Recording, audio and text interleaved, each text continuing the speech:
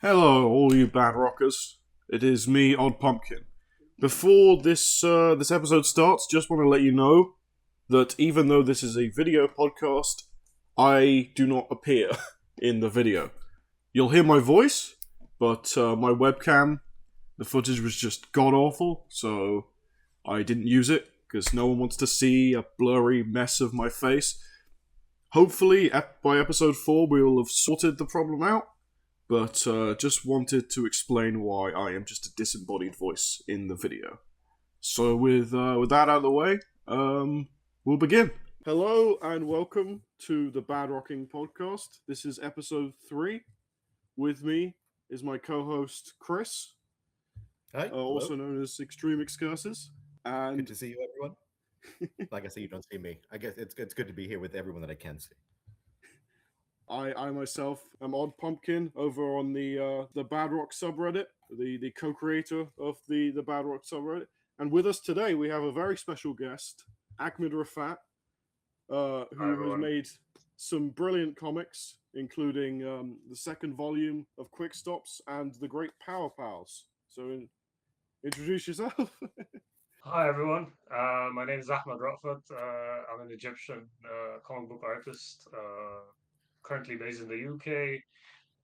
Like Leo said, I've worked with Kevin Smith on Quick Stops 1, 2, and 3. I was the main artist the sole artist for Volume 2, and I did some of the issues in Volume 1 and 3.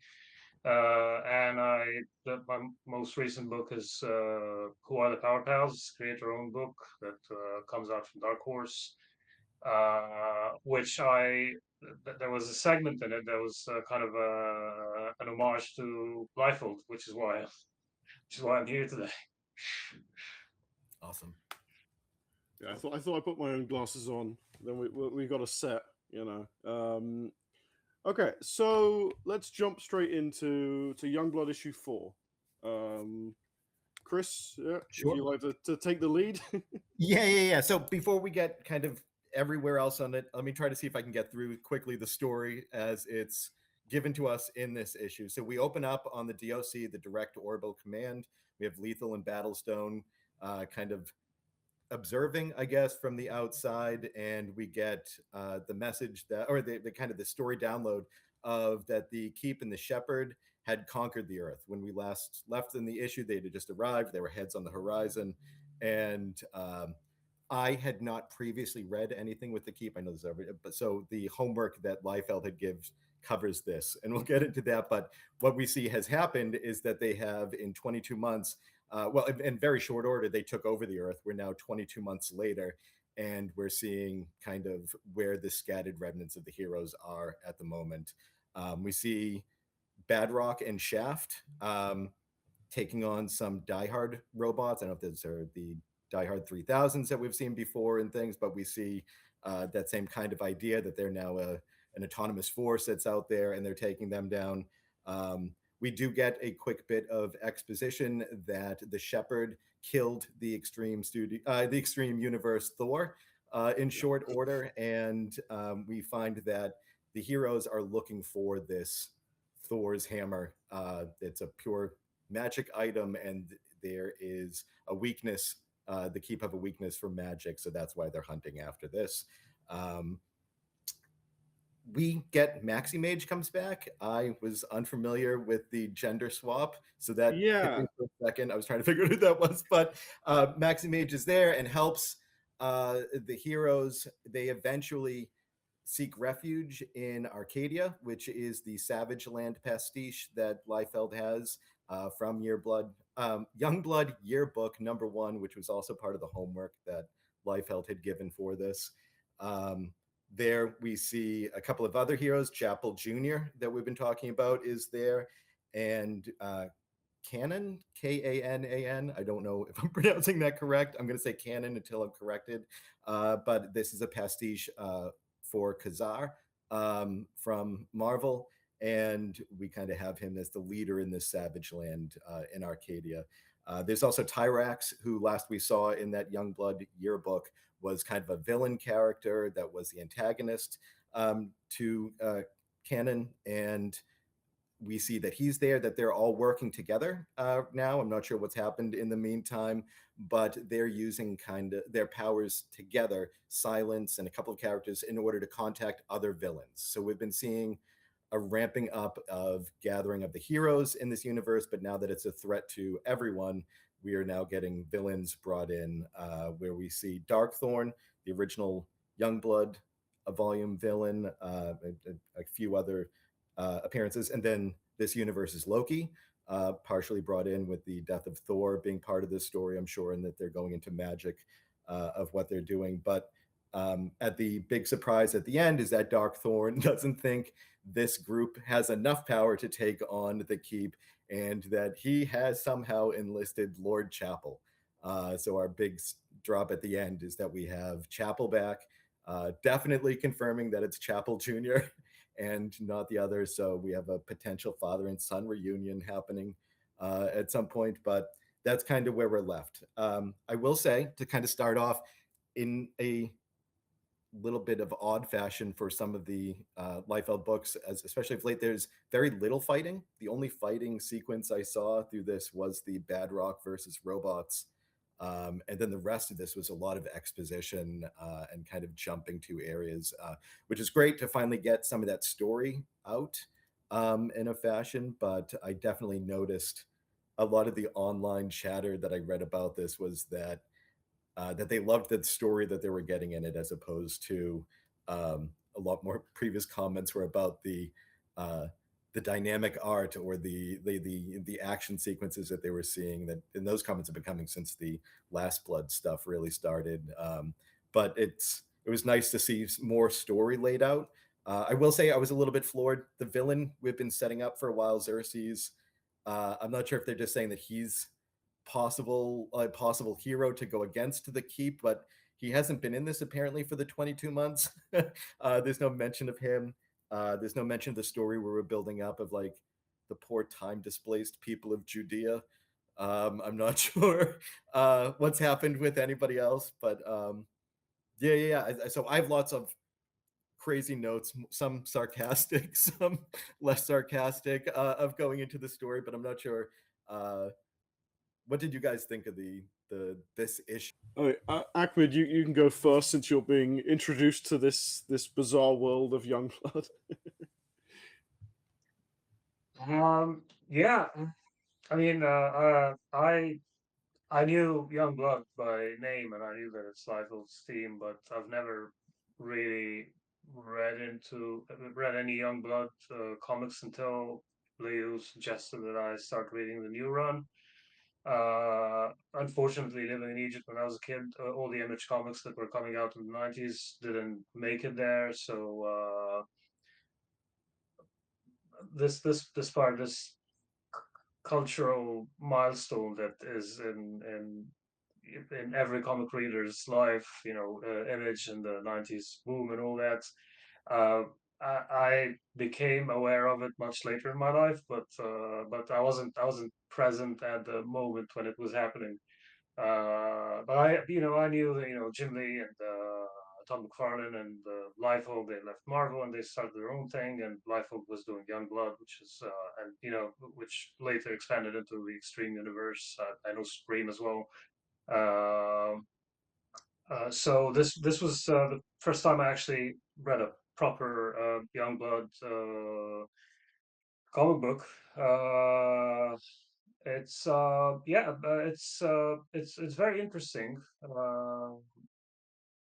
because I've been hearing a lot about Youngblood, so it's very interesting to actually read a comic and see what everyone is talking about. Uh, I obviously I was like stumbling in the dark a little bit because I didn't know if these are new characters like Maximage, for instance. You mentioned him. I didn't know this is a gender swap. I assumed it's stand-in for Doctor Strange because kind of looked kind of similar, and the similar color scheme. But I didn't know that this is an existing character that was a different gender, and now it's a man or Well, a big part of those '90s comics was the big-chested women in essentially a yeah, leotard running around. So she was one of those characters running that. So yeah, that's okay, it's instantly what I think of, an overexposed character. So to have like older gentlemen with a goatee, yeah, I Yeah, missed a very, lot. So I did read those comics very early in the '90s, but there's a whole chunk of this universe in the middle that I didn't see. So it's possible I just missed when that happened, but um, to see that where that happened. yeah. I mean, this is actually something weirdly that Alan Moore set up. Um, Okay, in I think uh, it was in Judgment Day. It was in Judgment Day. fair enough. In Judgment Day, he revealed that there's a whole council of Maximages from different okay. points of time. I don't know if this particular one appears in this sequence, but I remember she goes into this weird like council room, and like there's Maximages from every time period, and they're all in like funny costumes. So that was like an Alan Moore thing where he set up that there was like multiple Maximages, and then it was just never mentioned again because the character of Maximage might have appeared like once in the last 25 years prior to this. So, yeah, I mean, to what you said, Ahmed, I think even for hardcore fans, issue 4 is kind of jumping in the deep end.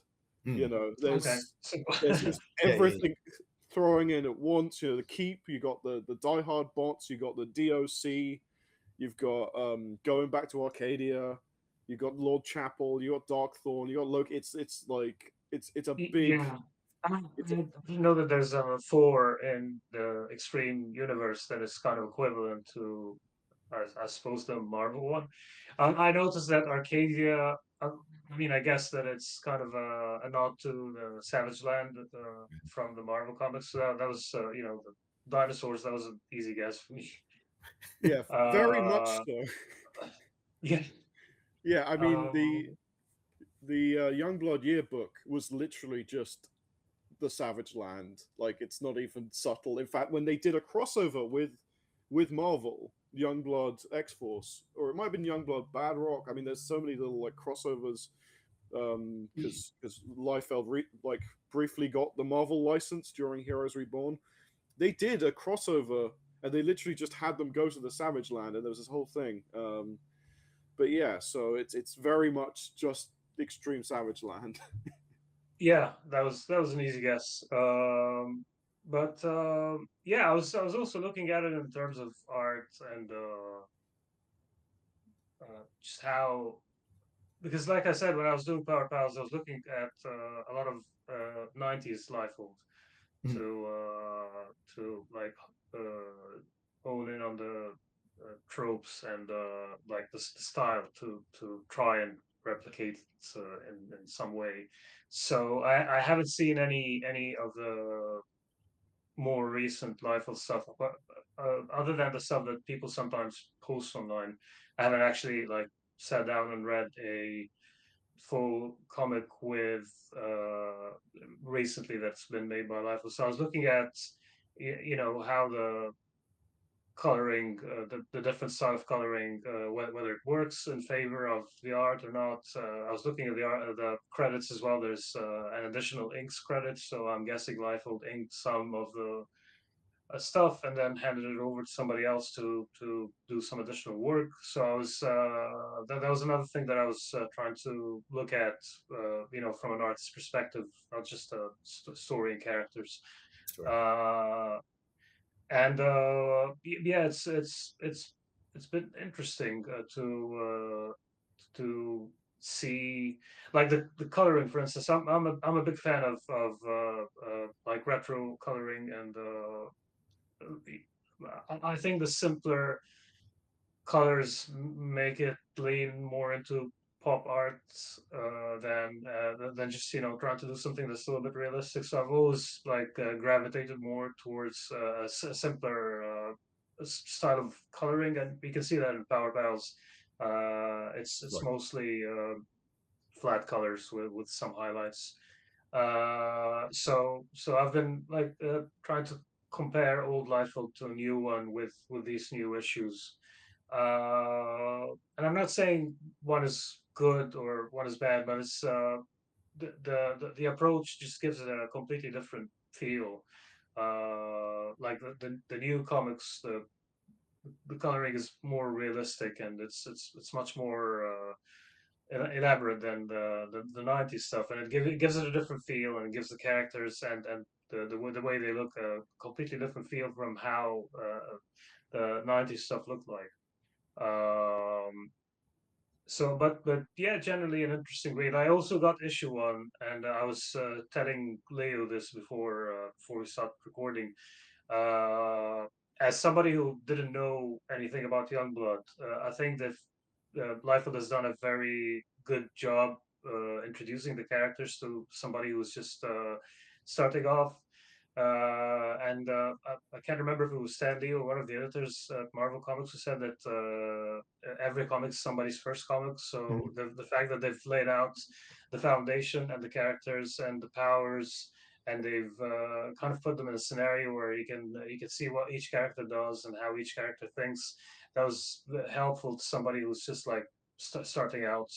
I'm not sure if that's the case with all the Extreme Universe stuff, or if this was specifically written as an entry point for somebody who's never read any of Liefeld's stuff before. But it was nice to I was intimidated at first, because I don't know anything about this. But then when I read the first issue, I was kind of like, yeah, yeah, kind of know what's happening, and where things are going. So that's also another thing. Um, but yeah, it's an interesting read. Leo, what about you? I really like this issue. I think my favorite issue of this run so far is still probably two. Two, I think, is has been my favorite issue thus far. I think three was probably the weakest. But I loved all the continuity in this. I'm a big continuity guy, especially when kind of cool little callbacks work. They work really well. And with Extreme, because it's so loose of a continuity, when you really see it sort of tightening up, it's a fun experience. I've taken a bunch of notes, so I'm just going to kind of skim through them and reference some stuff I thought was interesting. Um, Firstly, we kind of finally get to see how shit hit the fan. Um, because Ahmed, you won't know about this, but me and Chris are the sort of in the trenches of this stuff, and for about 20 years now, no, 26 years now, Rob has been teasing this kind of bad future, and he's been teasing it and teasing it and teasing it, but he's never really explained how it happened. And I mean, funnily enough, in a recent podcast, even mentioned that this is only the beginning of what caused the bad future. Even the giant celestial beings taking over is not what caused the bad future, but it's just the beginning of what caused the bad future. But it's a start. So really starting to see that play out has been kind of cool. It's nice to see I some do more have a question continuity. about the. I do have a question about the celestial beings. Was that something that was previously established? It Yes, looked very Kirby to me, and I was wondering if that's something new or yeah, that so comes the from a story called Extreme Destroyer, which neither me nor okay. Chris have actually read. It's like I so. did I did Oh, read it. It was part of the oh, homework here. you did. So there were three issues that were homework. There was the prologue and epilogue of that series, because the rest of Yeah. it happened over a bunch of other series, and then that Mm, yearbook with the Savage Land. So very quickly, mm, they are essentially celestials. The new gene is the mutant gene in this world that it gives a yeah. lot of different people their powers. And we find out that the keep comes back every 200 years, and they cull people with this new gene and take them off for whatever their purposes are, as an army or testing or whatever they're doing. And we learned from a vampire that stands in front of the UN that's how we learn that they've come back every 200 years, and then like memory kind of gets wiped of what they've done. That was wild. I was not expecting a vampire at the UN. And then they leave. We learned that that's how there used to be trolls, and now they're all but gone. That there were fairies and dragons and other things, and they all got taken out. And this harvest is superheroes that they're coming for.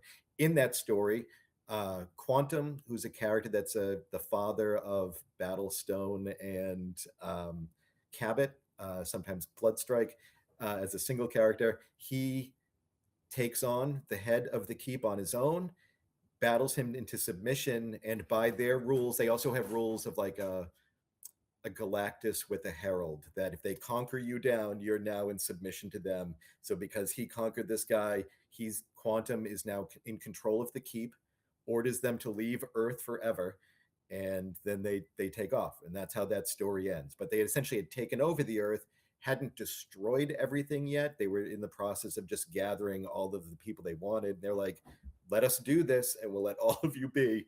And then it was the fighting and resistance, and eventually they leave. So this time they just came back and demolished everything. I don't see them collecting anybody at this point. That doesn't seem to be, unless that collection happened 22 months ago right away, and this is what's left. One thing it's a deeper dive on this is in Youngblood, the team member Shaft, the leader, has always been that he's a human who's just peak human, and that's what he's always thought. But he got scooped up by the keep when they were grabbing people with new genes, and so now he's like, did they grab? But never got real confirmation of why they grabbed him. So we're not sure if he does have a new gene, if he doesn't, and a little bit of a mind screw that he got going into that, but that didn't really show up either. But the other story, I guess, the broad strokes we were supposed to have is that they came back one time before. I don't know why we had one person that was so powerful he could take them down before, and now the united might of heroes couldn't. I did look up what happened to Quantum, because where's Quantum?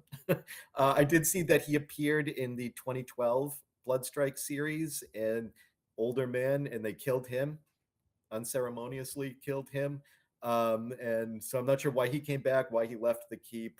That's still a mystery to me that I might find. It might not have been addressed, but this is the return of the keep and that shepherd, true to celestial characters. And I think they'd come previously. What had drawn them down that they needed to come was the birth of this kind of savior new gene character that had popped up, and that was the final spike. So similar to a celestial egg or whatever else that drives them to finally tip, the tipping point of coming. That's where they came from. As far as, I'll give this to you, as far as the yearbook homework happened, was contained, when we get to the Savage Land, that Tyrex character, he's just sitting in his throne. He kind of just talks from his throne, and then he hits a button to get pulled into a wall and disappears. And that's all we ever see of him as a villain. When we see him here, and he's still supposed to be like the king, that like they're working together, but he's still the king that everybody else is working with. He's mostly sitting. He stands up at one point to say a couple things, but then he sits back down for his conference call with the other villains. So I'm not sure what we're supposed to take from that, other than the fact that the Savage Land did exist before. But there was he's not as scary a villain as the celestial monsters and their herald, the shepherd. I didn't know if it was going to come up too. There was a love story with the shepherd that it was a Dash or somebody in that epilogue. We find like she arrives at him and gets taken over by the same gold. They kiss, because that's as far as you can go in a comic book like that. And then they separate. She stays, and the shepherd leaves. And I didn't know if they were going to be returning for that, but that didn't seem to appear either. We're 22 months into the future, and they just decided to flatten the earth as much as they could. I will say, I don't know if we want to get into nitpicking. I do have little nitpicks on here. We usually pick apart. I don't know if the book doesn't list an editor at the front. I think some work benefits by having an editor work, a second set of eyes, even just outside, to notice some things. So I'll get into just the inner monologue boxes that we start off with are Battlestone, and there's kind of a shorthand in comic language of designing those boxes in the text so you can kind of know who that's coming from. If it's not an omniscient narrator, you usually have some design to that. And it starts off with Battlestone, his inner monologue, and then using the same design that they're working on, it becomes Bad-Rock's inner monologue. And that just kind of shifts over quickly. And I got thrown by that all of a sudden it was now Bad-Rock's thought. So we either changing those, because we do have Tyrax has those thought boxes too, and it's a different design that he has. But I was thrown a little reading through of who was telling me what was going on at the start. Let's see here. I was super surprised that there was only one fight in this whole issue. That seems to be the hallmark of a Liefeld work, and I was really off put that that was the only fight. It's not that I what I'm looking for, but it happened earlier, and after that was a lot of just characters standing around and not necessarily talking heads because it was a lot of full figures, but story wise, just kind of talking heads that we're seeing. It's not going to win anybody over that wasn't a Liefeld fan to start with. It's and it's I don't know. It felt a lot.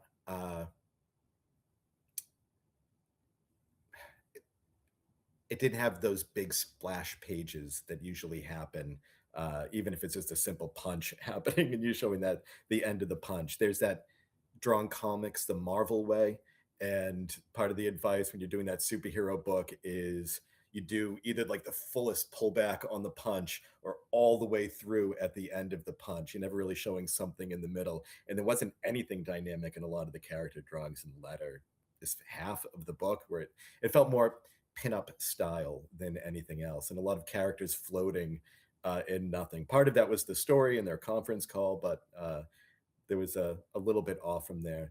We've been talking that this project that's been in the last 25 years in the making, that it feels work had been done and pages had been made and then not used, and some of that gets recycled now as filler, or they're like to piece in between as he's doing.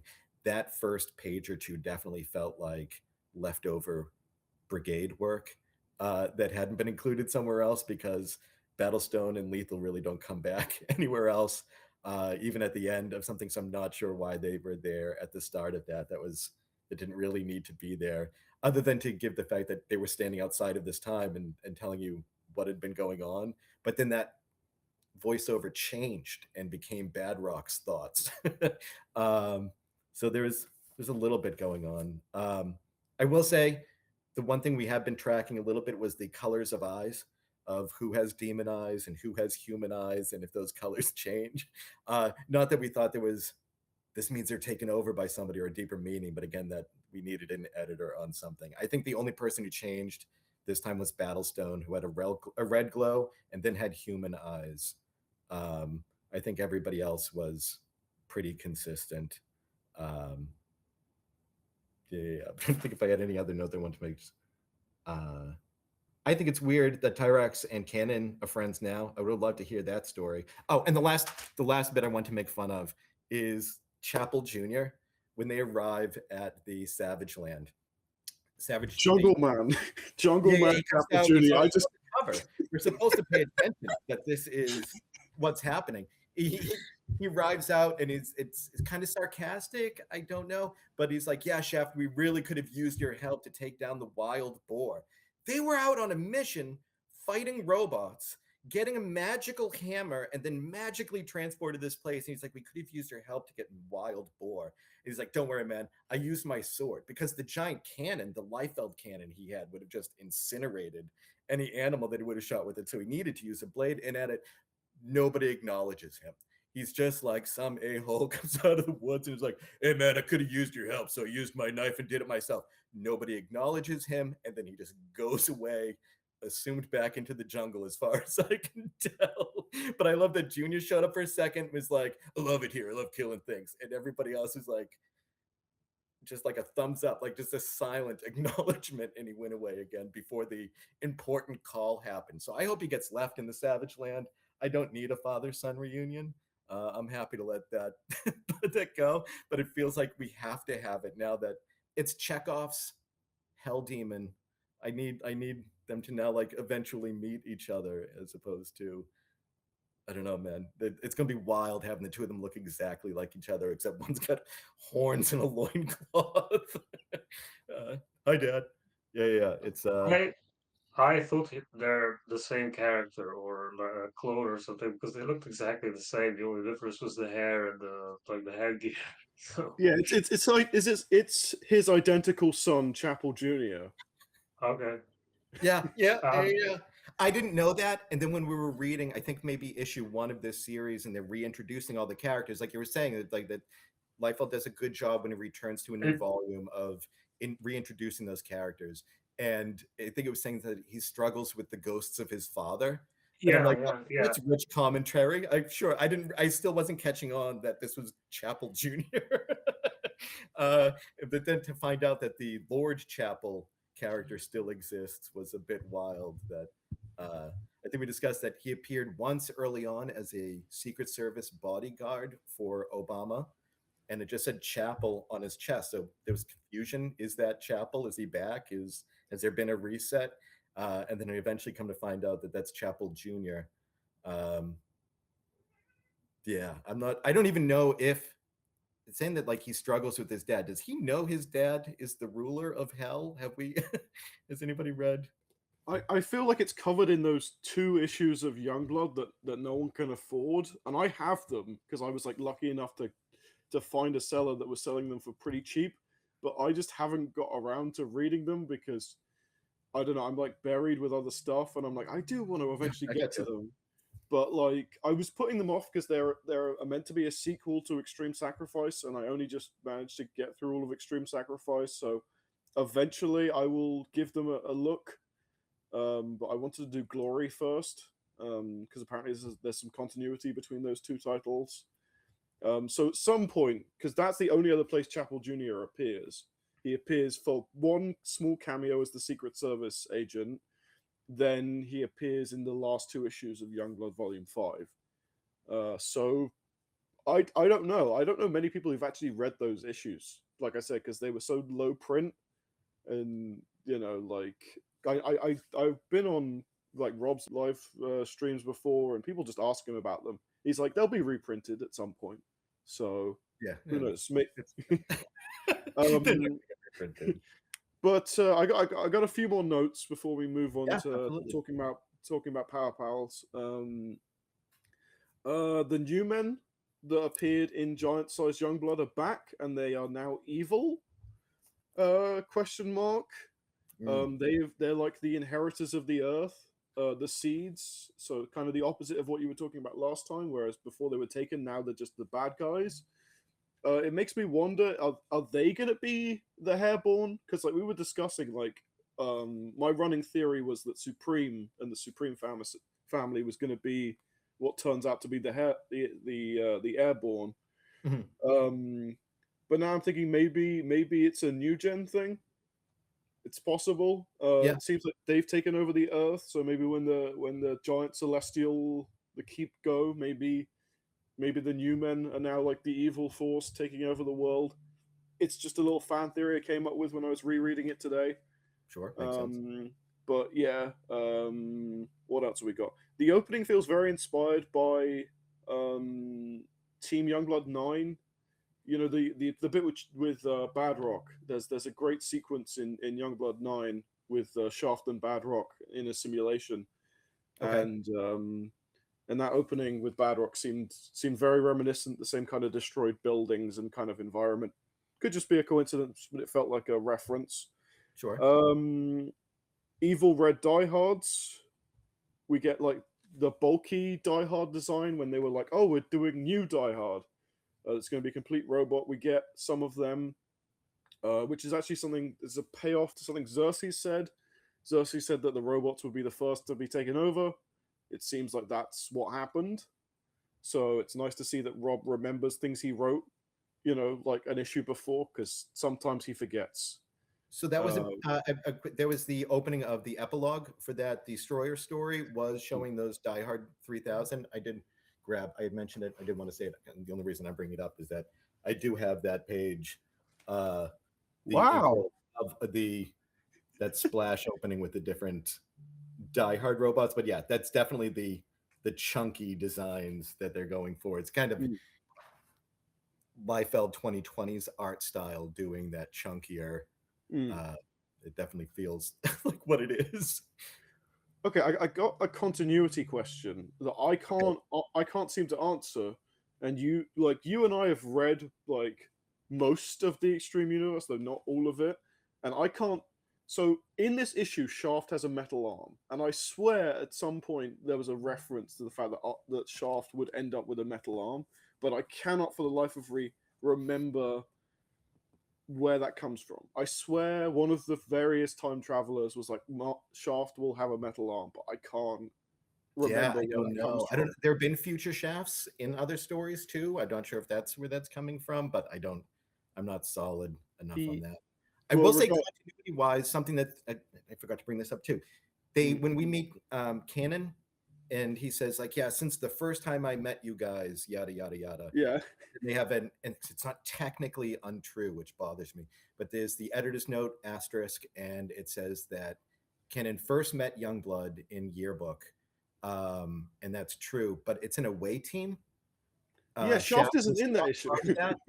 And they specifically started, they're like, if you want to know what's going on at this same time, it's happening at the same time as the Strike File, early issues of Strike File that Liefeld was doing. It's a flip book. His half of those books is where Die Hard and Shaft are while this is happening. So they definitely didn't meet at that time that's being there. But the asterisk doesn't say the first time those two met. It says Canon first met Youngblood there. So it's a little iffy, but the conversation's just between those two dudes.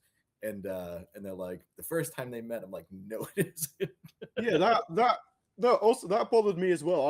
I picked up on that. I was like, wait a second, Shaft wasn't there.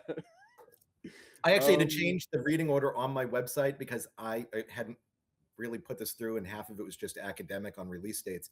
But as I'm going through, I had to move Yearblood sooner, the yearbook sooner, because it takes place with those Strike File issues, and I had kind of placed it as a one-off later before the Team Youngblood stuff, but it really belongs here, as we were talking. So another thing I noticed, because wording is important with the Extreme Universe. If you want to understand the continuity and how things connect, a lot of the time it's just general like describing words that end up giving a lot away. And I don't know if this is going to end up being something, but I think it is. A couple of things that Shaft said during this issue that I think are of note to fans of the continuity. One is that he refers to Arcadia as a sanctuary. Now that's a word that's come up quite a few times within the Liefeld Dark Future, and specifically the Rejects talk about trying to get to the sanctuary, and they're going underwater through a sort of icy area, and Arcadia apparently exists underneath an icy area and is a sanctuary. So they also referred to it as a magical realm too, where they had mentioned at the same time that there was a magical weakness to the keep. So that would make sense that it's out of their touch for the time being. Yeah. So I think this is. I don't want to give too much credit to Rob because I don't know how much he planned ahead. You know, you never know with Rob. He's got plausible deniability down to an art form in of itself. But he. But yeah, he does talk about this sanctuary way back in Rejects, which was one of the first times we explored this dark future. So that's cool. Another thing that I can't see it not being a reference is Shaft says as it should be. He says he talks about restoring the world to as it should be, which I'm almost certain is a direct reference to the short story Rob Liefeld wrote as a backup feature about Kirby coming back in time to try and prevent said dark future, and that short story is called As It Should Be. So I don't see a world where that's not a direct little reference to that time traveling story. I mean, that's pretty much where my notes end. I mean, I referenced the fact that Lord Chapel, I've literally just got Lord Chapel with exclamation mark because it's always fun to see Lord Chapel just pop up for no apparent reason. But But yeah, that's pretty much all of my notes on this issue. So if either of you have anything else to add, then we'll do that. We'll wrap this segment up, and then we'll move to Power Pals. Yeah, last thing I'll say on that chapel is I always think of Nobody Stays Dead in comics, and I always go back to that end of volume 1 of Youngblood and that splash page of the suicide of Chapel, where he's like, "Oh, wait a minute, you can get powers in hell. I'll do that. And I'll take over," and just blows himself away. That he's been this Lord Chapel character since then. That it when I was like, Chapel Jr. is somebody else. So I guess whenever I bought books or covers and saw that that character was there and buying it for the collection and not reading it yet, I just assumed it was the same guy. But no, man, that's Lord Chapel is still out there. So beware. I haven't got any notes, but it's been very it's been very interesting listening to both of you. You clearly know your stuff when it comes to life over the extreme universe. Maybe one note. I think the name canon is actually, I don't know. I'm just speculating. It's Canaan. It's an Arabic word which refers to the area where the Vant is now. So I think it might be that. I think It's honestly, I think it's very simple. speculation. Naming, oops, sorry. He named a Namor character, a pastiche, but just named him Roman, where he just turned it backwards. Okay.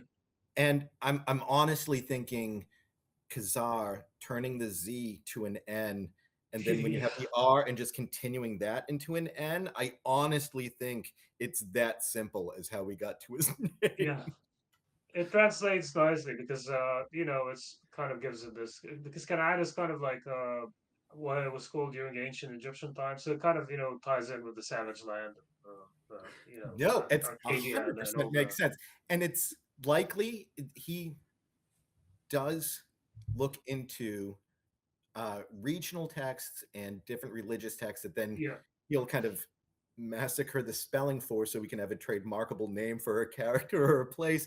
But it's definitely referencing those lots of yeah different cultural touch points. So it wouldn't surprise me if he was making a reference to any kind of geography or any other kind of history as he's going through. But there's part of me that just thinks he turned the Z on its side and made the R into an N by just continuing the line down. works. Okay, let's move on to Power Pals. I'm excited to talk about it. I did a reread of all of the issues over the last couple of days. So I'm looking forward to hearing you talk about them. It's exciting. Yeah, I mean, where do you want to start? So, I mean, we can definitely start that there's a major difference just in the world and tone of what we've been talking about. Yeah. And Yeah. we'll just, I mean, I can just start art style wise. I really enjoyed when you were talking about the coloring work that's done in the modern Liefeld work. He's definitely found 2 or 3 people that he works well with that are getting a look that he's looking for. But you definitely have gone towards that kind of flat color that you were talking about earlier, and Yeah. the line work that was that I really enjoyed, where the thick line work going into thicker shadow as continuous piece. Yeah. It was just there was just a flavor I enjoyed as I was going through, but it definitely had a newsprinty feel from time to time, and there was a couple of direct efforts of that where the panels turn sideways, which feels very Liefeld of having to physically turn the book on its side as you're going through for a couple of bits.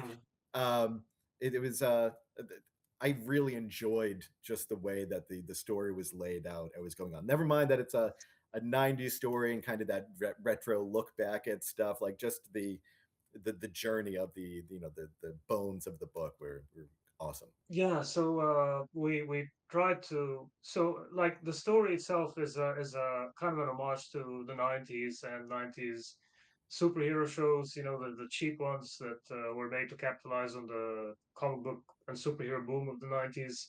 But also in the comic itself, we are doing homages to the like comics through history, like the ones in issue two, the where you have to turn the page around. These were an homage to kind of Sunday strips, newspaper strips. Mhm. So they're horizontal, and the palettes I try to keep it to a very 50s color palette. And obviously the newsprint effect to make it look like it's old. In issue 3, there is an homage to image 90s in general, but I think I leaned more towards Liefeld because to me at least, I think Liefeld's style is the definitive 90s style. Like I know Jim Lee and McFarlane and Mark Silvestri were all kind of in the same era, and there are common elements in the way they approach anatomy and all the cross hatching. But when you think of 90s, and I think because Liefeld's style had a couple of extra tropes that the others, it wasn't very clear in the other artists' art style. But when somebody says 90s, Liefeld is the person that comes to mind first. So that's why I try to lean more into the tropes and into his specific style when doing these pages. But yeah, so let me give a quick introduction about the book. Who Are the Power Pals is a 4-issue miniseries published by Dark Horse. It's written by Dwayne Murray. He's an actor and a scriptwriter who, in recent years, have also started getting into comics. He has another book called A Better Place that came before Who Are the Power Pals. It was published by IDW or Top Shelf, one of their imprints, I think. And then Who Are the Power Pals, which was his second book. The story is about two actors, two uh, former child actors who were in a superhero show in the 90s that got canceled after the third episode. So they kind of had a little taste of fame, and then it all faded away. They've been trying to bounce back and get their career back on track since then, but they weren't very lucky. In a last minute act of desperation, they decided to dress as the heroes they used to play in the show and go to Hollywood Boulevard, where you've got a lot of cosplayers. We did a parody of Batman and Superman. That guy, super guy, love that. Super guy, yeah, in these pages, and they get into a fight with these cosplayers who are pestering some of the tourists were there, and this clip goes viral, and suddenly the whole world knows about them. And suddenly they also get the attention of some very shady people who don't want them to be around. And it kind of goes from there. One of the characters really thinks that he can make a difference by being a hero and going out on the street. The other one still is seeking fame and wants to capitalize on them going viral by trying to get more attention and hopefully get his career back on track because of that. And that's where the story goes. I don't want to give away the whole story, but that's kind of where it is. A lot of obviously because Dwayne is an actor, it comes from a lot of personal experience. I'm not saying that he dressed up as a hero and went to Hollywood Boulevard and started punching other cosplayers, but like the locations, the motel where he used to stay when he was doing auditions, we kind of have something similar in the book. The whole cycle of trying and then failing an audition and trying again, and it's just this there's a lot from his personal experience that he grows from, and yeah, it's that's Who Are the Power Pals in a nutshell. Love to It's hear what really, I you. like that it was so grounded but wildly like cartoonish at the same time. Yeah, It's, yeah, you get your villain in there that are organized crime, and then like a legitimate reason you can think of real world wise. It's not that they stopped a crime or something. It's more that an IP issue. I really loved that as an explanation, and you don't need more than that. You can kind of continue from there. I will ask there. It was left open for a second volume, and yeah. it wasn't like left as a hard end. And this was pretty recent. Has there been any conversation of continuing it? Not at the moment. I mean, me and Dwayne have ideas as to where the story might go if we decide to do a second volume, but so far we haven't we haven't tried to we haven't been asked to pitch it, and we haven't tried to pitch the story anywhere. So, I mean, I'd love to return to these characters again.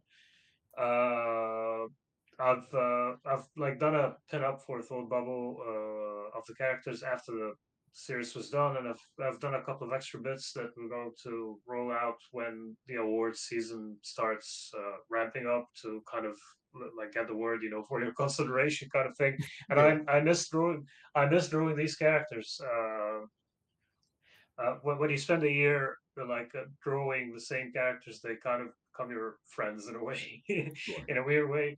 So and then you stop drawing them, and you stop seeing these friends. So Yeah, never mind the finished work, all of the notebook work and the design to finalize them down when you finally meet that face yeah. that you've been thinking of and you've now reproduced it so many times and now Yeah, you're not yeah, over exactly. Yeah, and like because you're drawing them in different situations, and the book is quite emotional when it comes to the relationship between the two characters. So it kind of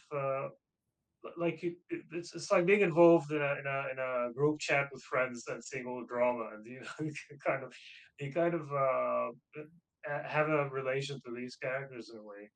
Um, Oh yeah, we went through different iterations when it came to the designing the characters, as you might have seen in the additional material in the trades. So we started off with the design, and then we decided. I and Dwayne was happy for me to go this way. Really like the dynamic between Channing Tatum and Jonah Hill in 21 Jump Street, okay. like physically how they look like, and the dynamic between both of them. And I tried to draw inspiration from that I can see that. I in see that. yeah in the design, and to be fair, we're trying to if they decide they want to adapt this into a TV show or a movie. It's a nice way to kind of lure them into it. Yeah, yeah. This At least to start the out pitch there, and to any producer, like picture this, like you yeah, cast yeah, down exactly, after that. But yeah, yeah, yeah. At least here's a thought, and and to yeah. show that But artwork side by side. Yeah.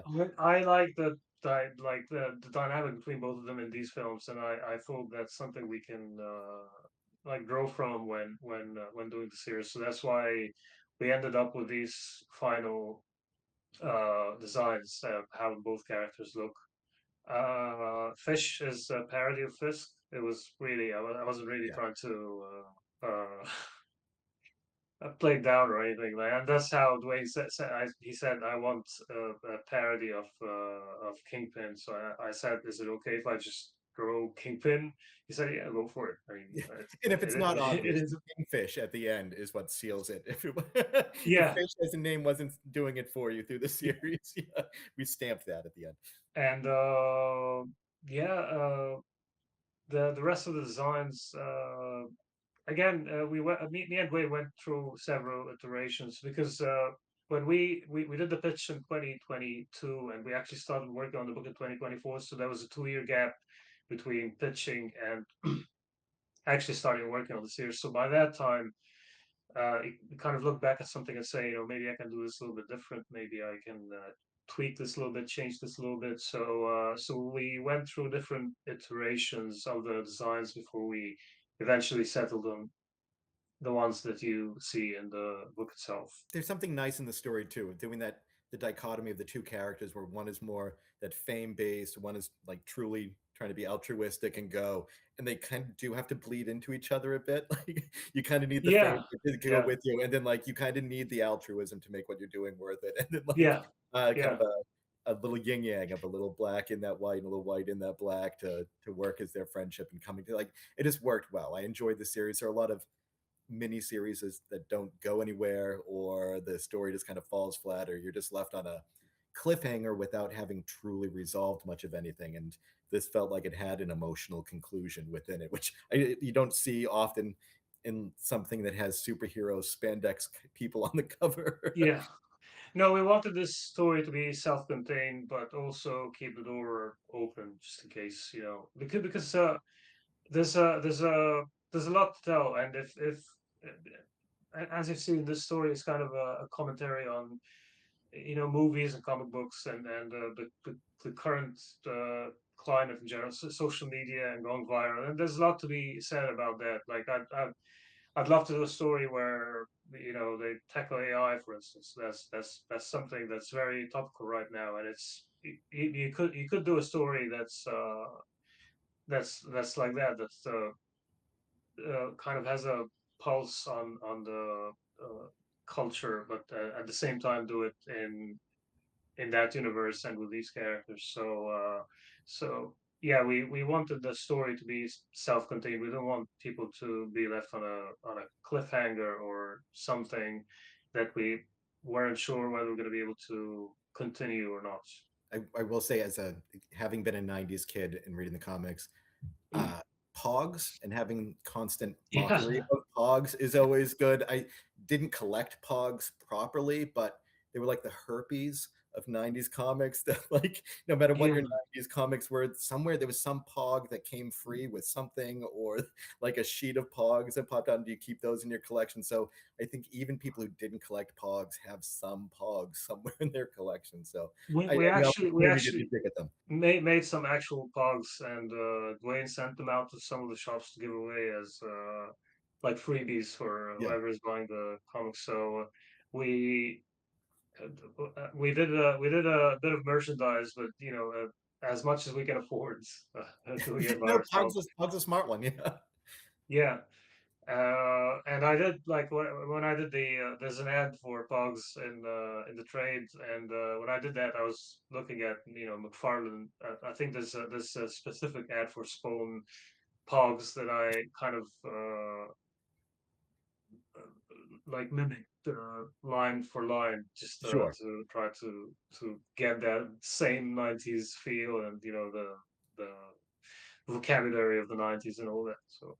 I will say I did read through this and enjoy this, but I also enjoyed the quick stop work. I'm out of New Jersey, so I All uh, right. frequent much more regularly the Red Bank and the Jay and Silent Bob Secret Secret Stash. stash, yeah. Um, Uh, I I mean, I'd love to visit New Jersey at some point by virtue of having drawn it for the past couple of years, yeah, and they do never been signings there from there. time to time. I'm sure they would love to host you if you were to make it. Yeah, that's the issue with flights and just Yeah, yeah, being there. I mean, pretty certain if I had a trip arranged and I said, I'm going to be swinging by the Secret Stash, can we do a signing or something? Would be more than happy to do that. But getting over the it's the first hurdle yeah first, right? yeah yeah. Uh, but yeah, I've done one issue in Quick Stops Volume One. I've done the whole of the Volume Two, and I did an issue in Volume Three that just came out in November last year. Kevin is a really lovely guy to work with.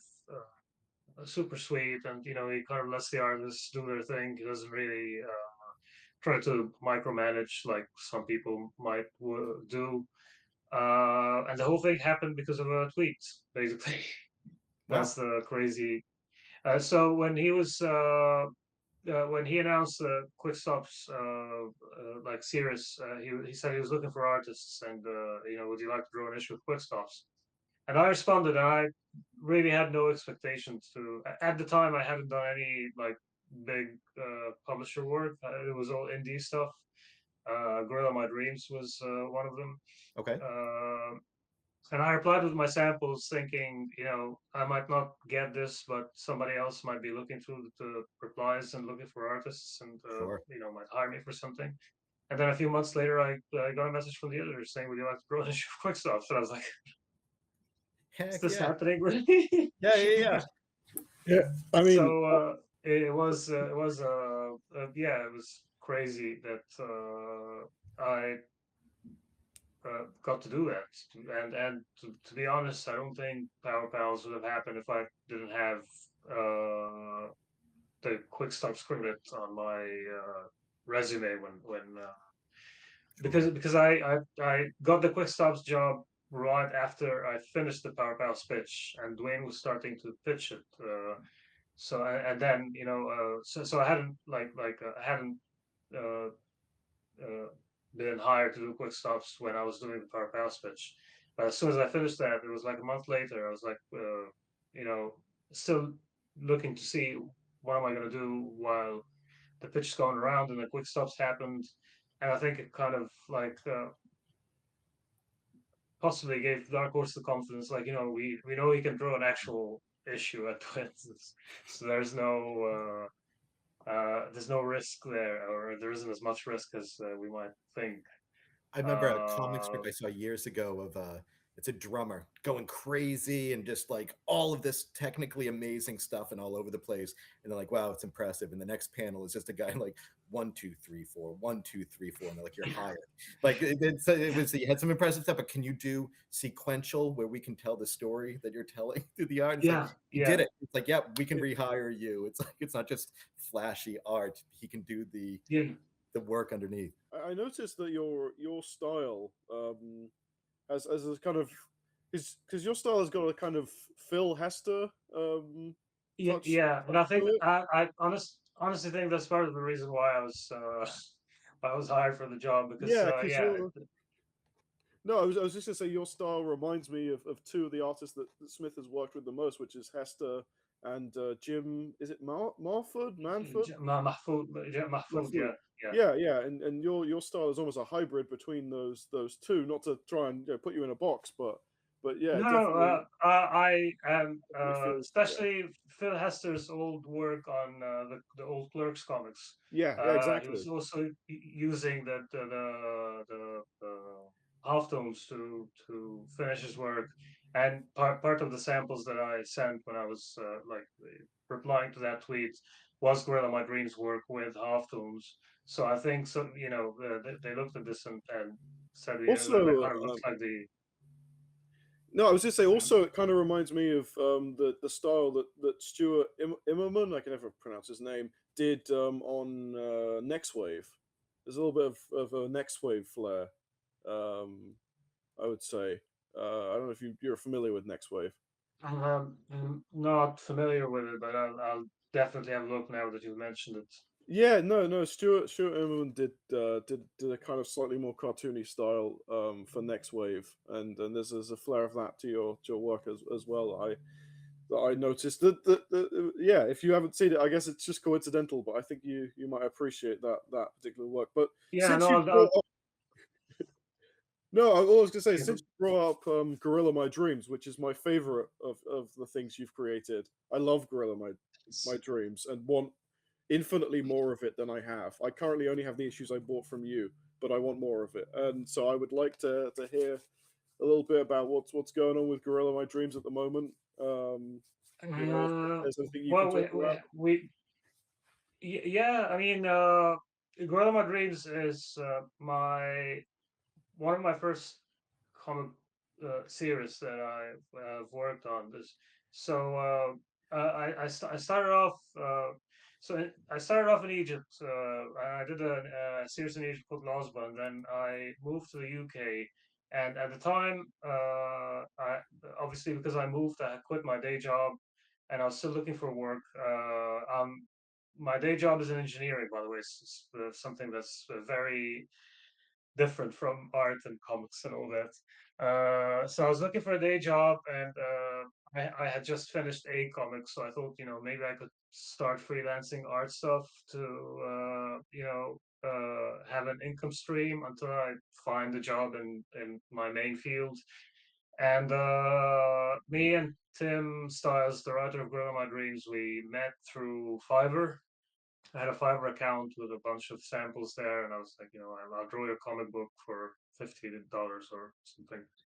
And he was looking for somebody who can again draw in black and white. For because Gordo Madrid is very noirish, so he was looking for somebody who can do that style. He saw my work, and we started working together. And yeah, we've been doing like an issue once a year, once every 2 years for the past 2000, 10 years now. We're coming up on 10 years. Uh, we have done 3 issues. I've done some short stories that he submitted for anthologies in Australia. He started like a branch of the Gorilla My Dreams label called Gorilla My Dreams Team Up, where he brings older characters that he has created to team up with the main character Knockaround Guy. So the series Gorilla My Dreams is about a talking gorilla who is also a detective and a superhero, and it's kind of if you cross Hellboy with Sin City, that's kind of the mood that we're going for. So Okay. it's very noirish, but not in a serious way. It's also very the tone is very light, but not a comedy. And the main character, Knockaround Guy, is has kind of a Hellboy persona going on for him. Uh, he's Tim started an offshoot called Gorilla My Dreams Team Up, where he teams up his character with the main character from Gorilla My Dreams with other characters that he has created in the past, or characters from other creators as well. Uh, I think we are yet to do another one. I've been busy, so that's entirely my fault. I've been trying to do covers just to stay involved with him, uh, but I haven't had the time to like do a full issue. At least until last year, I was busy with other projects. But yeah, there's again the knockaround guy in this world is like knockaround guy is another character that I've always enjoyed drawing. I had a hand in creating, and it's always great to go back and draw the character again. I did the cover that was an homage to the Absolute Batman cover. That's coming out soon for again another team up issue. That's going to be the UK exclusive cover. But it's always fun to get back to drawing that character and drawing that world. So hopefully I think we still have at least one more uh, planned. I don't know if there's anything planned beyond that, but yeah, hopefully it's gonna happen soon. Awesome. Awesome. Yeah, I had that's those. that's that's I'm not great. familiar with it. So are each of those like the 3 issues of the main out? Are those self-contained, or is there like a cliffhanger that you're looking to finish in that next issue? No, they're kind of self-contained. Okay. The way the series started, it was supposed to be a one issue, and we're supposed to kill the character at the end of the. Well, we kind of killed the character at the end of the at the end of the first issue, but then I think the reception was good. Tim liked the character, and I liked the character. So we said, why not just bring him back? Like it's a very comic book thing to bring back that character. So Yeah. Yeah. Yeah. Yeah. uh, we decided to bring the character back. There's a whole issue that's the basically the recovery of the character. That's issue 3. How the character recovers from being killed in the first issue. Uh, the second issue is a collection of short stories that take place before the first issue. But yeah, everything is self-contained, so you can read one issue out of 3, and you're still gonna get a whole story that start, middle, and finish without needing to read anything before it. But obviously, it's all part of a larger Right. Right. narrative. So if you read all 3, it's it all ties together. Awesome. Yeah, that's great. I still need to get my hands on copies of Team Up. I really want to, but shipping from Australia is Yeah, I is do quite. have some because Tim always sends me comps whenever he does one of these, I'll and happily I'll usually happily buy them. yeah, I'll happily buy. I'll bring you some. And usually I do a cover. Like the thing that's been consistent, even if I'm not doing full issues, I'm still doing covers for the team up comics that he puts out. So I'll sort that out. I'll get you some copies. You're Yeah, in good thank hands. you, So thank you. I was gonna send you a message. I was like, I want more no, knockabout guy. I've got some of these. Cool man, cool man. We'll sort that out off air. That's Yeah. made my day because I've been wanting some more Gorilla My Dreams. Okay, so I think we've covered the sort of the big stuff that you've been working on. So I think we should move on to the last segment of our show. I know I've been promising to do a Reddit go through, and we will at some point. It's just maybe Chris, if you're interested, we'll do just an episode where we go through the Bad-Rockin Reddit and Sure. just do an episode where we just cover it because it just keeps on getting pushed back. It will happen, people. Yeah. I promise. We'll maybe do a special before the next episode where we just go through the Reddit because there's so much cool material there, so many cool posts, so much cool fan art, so much cool stuff. We will do it, but we're already at an hour and 10 minutes, and I've got to edit all of this. Okay, so Chris, if you want to do your recommendation, then I'll do mine. Sure. Then we'll wrap up. Yeah, cool. Sure. So I actually changed my recommendation when I was reading through. Yearbook has the notation to see the early Youngblood strike file issues, and I went back to read those two just to see what was going on at the same time. And so what I'm going to end up recommending is Youngblood Strike File #2. It's a flip book, and one side is early Jay Lee work. His first with Image is issues 1 through 3, and it's that very much his early style. Jay Lee, I feel, is another one of those artists that when I see a thumbnail of his work on a comic variant or something when I'm looking on the store, I know instantly who it is before even opening it up or seeing any text. It's that thin line work that he has. There's some delicate stuff, the spacing. I feel like I know him on site as well. But the strike file stories in 1 through 3 are broken up pretty well into separate stories. The first is a flashback to the Allies, where we get an introduction to the early days of Super Patriot with Die Hard and Glory. And they're being sent on a mission in the second one to find what's happened to Super Patriot since then. I'm recommending the second issue. It is a nonstop action sequence of Die Hard blasting through his way and eventually meeting and fighting with this new iteration of Super Patriot.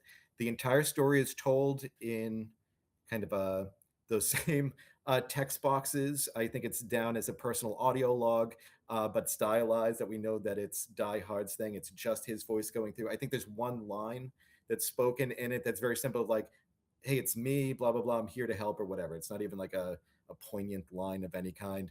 But the whole story is done just nonstop action. It's easy to read the action of what's happening, of who, as it's going on, and it feels like peak Liefeld. A lot of the more recent work I'm reading in, you can see a little bit of weakness in that early Youngblood stuff. This is some of the first work that came out under Image proper and not under Malibu.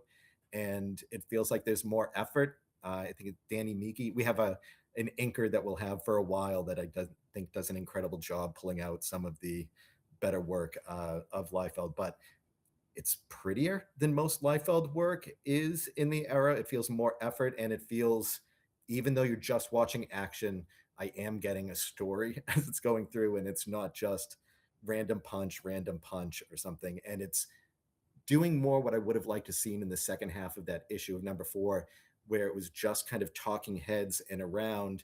It was telling story in exposition while giving his signature art style, that kinetic energy of just action. So if anybody who likes Liefeld, or somebody who's like, why do people like Liefeld? I think this is a good example to show of kind of him at his best and the kind of story you can get out of him when he's firing on all cylinders of something. So I wouldn't put up 4 as a best of work. I'm enjoying it going through, but as a visual storytelling bit, I think his half of the flip book in #2 is amazing. So that's my recommendation.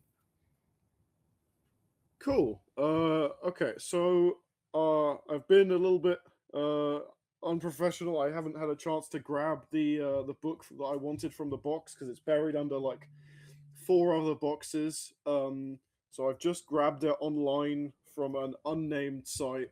Fair enough. But I do own it, so morally I think I'll get away with it. Anyway, so it's I mean my screen is blurry enough as it is, but it's Supreme issue 8. It's drawn by Sean McManus, and it is the most extreme, most 90s comic I've ever seen. I honestly, because I remember when I was reading through this, like the Extreme Universe, I was like, this, I've never seen anything quite like it, where everything is drawn just to the max. Like every expression, let me try, I'm trying to find a good page to blurrily show everyone. You're seeing a lot of teeth. Oh, so many teeth. I don't know if you could see like it's everyone is drawn like to just this insane like look at that, look at those teeth. Yeah. You got some manga in my comic book. Yeah, there's it's the most over the top, and I don't, as far as I'm aware, I don't think McManus did another full issue. I think he was just inks or pencils after this. He did this one issue of Supreme, and it's the most insane, over the top. It makes Liefeld look subtle. I can honestly tell you, it's Supreme issue 8 is one of the most insane, over the top comics I've ever read. I made a note of it when I first read it. I was like, this is nuts, and to this day, it's like an issue that's stuck in my head. It's not particularly, it's not in any way well written, but it's just everything you imagine a 90s extreme comic to be. It's in that comic, and I wanted to share that. Awesome, 2 great. Okay, so let's wrap it up with any promotion. Anything you want to promote? I've got something. I've been kind of avoiding promoting it. I think just simply because I didn't want to shove something of mine in. But you know what?